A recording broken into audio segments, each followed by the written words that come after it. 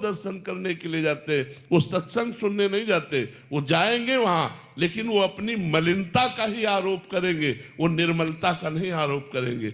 और एक मलिन है जिसके हृदय में बात है कि मैं नीच हूं, अधम हूं, कामी हूं, क्या मेरा भी उद्धार हो जाएगा? निश्चित उद्धार हो जाएगा संत संग से, वो निर्मल हो जाएगा। तो तुम खल नहीं हो। मलिन स्वभाव भले हो सकता है, लेकिन खल नहीं हो। अगर खल होते तो प्रश्न ही न करते। प्रश्न करने का मतलब है जिज्ञासा। जिज्ञासा पवित्र हृदय में होती है। कुछ मलिनता और कुछ पवित्रता आपके हृदय में है, धीरे धीरे बढ़ाइए, पूरे मन को पवित्र कर दीजिए और पापाचरण होने से अपने को रोकिए। जो कार्य निषेध किए गए हैं उन कार्यों को मत कीजिए। जैसे खान पान में मांस, मछली, अंडा मत खाइए, मदिरा मत पीजिए, पराई बहन बेटियों की तरफ गंदी दृष्टि मत रखिए, पराया धन हड़पने की कोशिश मत कीजिए और नाम जप कीजिए। देखिए बहुत जल्दी आपका हृदय पवित्र हो जाएगा।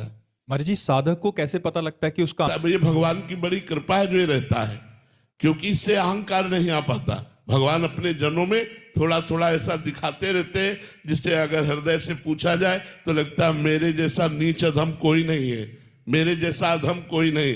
देखो इतने बड़े महाभागवत श्री सूरदास जी महाराज, जिनके सामने स्वयं भगवान बैठकर पद सुनते, कह रहे मौसम कौन कुटिल खल कामी, जिन मुख को तन दियो ताको न भजन कियो ऐसो नमक हरामी। देखो कितने बड़े महापुरुष है और क्या लिख रहे हैं अपने लिए। कह रहे जिन मुख को तन दियो ताको न भजन कियो ऐसो नोन हरामी। मौसम कौन कुटिल खल का।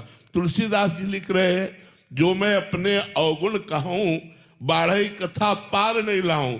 यदि मैं अपने अवगुणों की चर्चा करूं तो कथा बढ़ जाएगी, वो हम पार नहीं पा पाएंगे।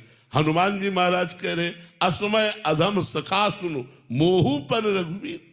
मैं ऐसा अधम हूं, इतने पर भी भगवान की हम पर कृपा है। सबरी मैया क्या कह रही, अधम ते अधम अधम अति नारी, तिनमा मैं मति मंद आघारी। भगवान के भक्तों में ये जो वर्णन करने की शैली है वो इसलिए है कि उनके हृदय में अहंकार नहीं होता, और अहंकारहीन हृदय ही अपने में दोष देख पाता है। जो अहंकारी हृदय होता है वो अपने में गुण देखता है, दूसरों में दोष देखता है।